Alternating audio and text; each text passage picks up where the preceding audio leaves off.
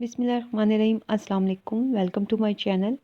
आज मैं आपके साथ मटन पाई की रेसिपी शेयर कर रही हूँ और ये रेसिपी जो हम नॉर्मल पाई बनाते हैं उससे बिल्कुल डिफरेंट है और ये बहुत ही मज़े की और टेस्टी बनती है। तो चलिए रेसिपी स्टार्ट करते हैं।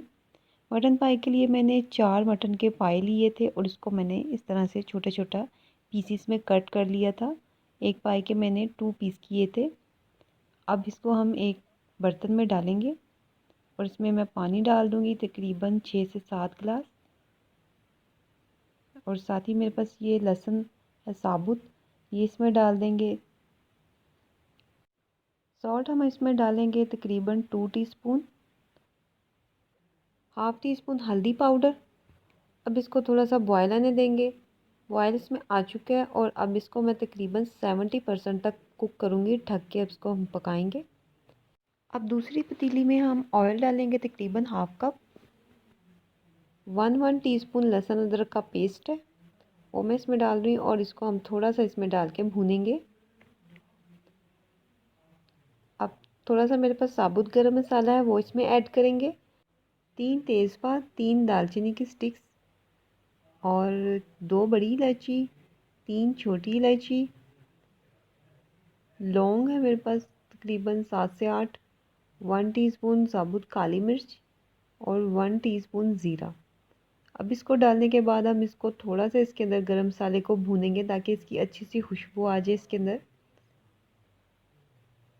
अब मेरे पास तकरीबन 700 ग्राम मटन है विद बोन्स मैंने लिया था। आप कोई भी पार्ट ले सकते हैं। मैंने मछली का लिया है जो बोन्स होती हैं वो वाली लंबी वाली जो बोन्स होती हैं वो ली है मैंने। अब इसको हम इसमें डाल के अच्छी तरह से भूनेंगे। मटन अब कोई भी इसका पार्ट यूज़ कर सकते हैं, ज़रूरी नहीं है, लेकिन उसमें बोन्स होना ज़रूरी है, उसी से इसका टेस्ट आएगा। अब 1 टीस्पून मैं इसमें सॉल्ट और ऐड कर रही हूँ। सॉल्ट आप अपनी मर्ज़ी से भी ऐड कर सकते हैं, जितना आपको पसंद है उस हिसाब से। थोड़ा सा पानी डालेंगे। अब इसको भूनेंगे। प्याज मैंने लिए थे हाफ़ कप, इसको मैंने ब्राउन करके पीस लिया था। प्याज डालने के बाद थोड़ा सा हम इसको भूनेंगे। अब इसमें मसाले ऐड करेंगे। 2 टीस्पून लाल मिर्च पाउडर, 2 टीस्पून सूखा धनिया पाउडर, हाफ़ टी स्पून हल्दी। हल्दी मैं पहले भी थोड़ी सी डाल चुकी हूँ, अब हाफ़ टी स्पून मैं इसमें और डाल दिए। अब हम इसको अच्छी तरह से इसके अंदर भूनेंगे। थोड़ा सा पानी ऐड करेंगे ताकि जो हमने मसाले डाले हैं वो नीचे लग ना जाए। अब इसको मैं भूनूंगी जब तक गोश्त भी अच्छी तरह से भुन जाए और जो हमने इसमें मसाले ऐड किए हैं वो भी अच्छी तरह से भुन जाए और गोश्त का जो कच्चापन है वो भी ख़त्म हो जाए। अब ये गोश्त अच्छी तरह से भुन चुका है और मसाले भी हमारे अच्छी तरह से भुन चुके हैं। आप देखेंगे इसने ऑयल छोड़ दिया। तकरीबन 5 से 10 मिनट मैंने भुना था। इधर पाए भी हमारे रेडी हो चुके हैं। 70% तक ये कुक हो चुके हैं और ये यखनी आप देख सकते हैं कितनी अच्छी इनकी यखनी निकल चुकी है। अब मैं इसको चेक करूँगी। ये देखें ये फुल डन नहीं है, बस हमें इतने ही चाहिए। अब मैं इसके अंदर इसको सब तमाम जो पाए हैं इनको निकाल लूँगी। इसको स्ट्रेन कर लेंगे हम अच्छी तरह से।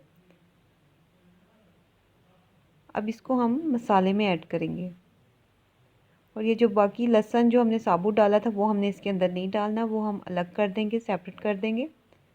अब जो पाए मैंने इसमें डाले हैं अब इनको अच्छी तरह से हमने भूनना है इसी मसाले के अंदर। इसको हमने बहुत अच्छी तरह से भूनना है पाए को, ताकि पाए में जो एक ख़ास इसकी खुशबू होती है वो कच्चापन वो ख़त्म हो जाए और गोश्त के साथ और मसाले के साथ हम इसको अच्छी तरह से भूनेंगे। तकरीबन 7 से 8 मिनट तक हम इसको अच्छी तरह भूनेंगे। अब ये अच्छी तरह से भून चुके हैं और ये जो पायों की यखनी थी वो मैं इसके अंदर डाल रही हूँ। ये यखनी डालने के बाद हम इसको अब कवर करके रख देंगे। अब ये हमारा जो हमने गोश्त डाला था वो गोश्त इसी यखनी में अब पकेगा। अब इसको हम कवर कर देंगे। 40 मिनट मुझे हो गए थे इसको पकाते हुए और गोश्त जो है वो गल चुका है और पाए भी हमारे बहुत अच्छी तरह से सॉफ्ट हो चुके हैं। ये गोश्त को हम चेक कर लेते हैं ये गल गया है या नहीं। मैं आपको चेक करवा देती हूँ। बस बहुत ज़्यादा हमने इसको गलाना नहीं है। इसको चेक करेंगे ये गल चुका है। आप अपने हिसाब से चेक कर सकते हैं कि जो आपने इसमें गोश्त डाला है वो कितनी देर में गलता है। बस आपने यही हिसाब रखना है। और ये पाए हमारे रेडी हैं अल्हम्दुलिल्लाह। ये हमारे पाए की फ़ाइनल लुक हो। बहुत ही मज़े के और टेस्टी पाए ये बनते हैं। इस तरीके से आप बना के देखिए, आपको ज़रूर पसंद आएंगे। रेसिपी अगर आपको मेरी पसंद आती है तो प्लीज़ चैनल को सब्सक्राइब करना मत भूलिएगा। वीडियो को लाइक एंड शेयर कीजिएगा। अल्लाह हाफिज़।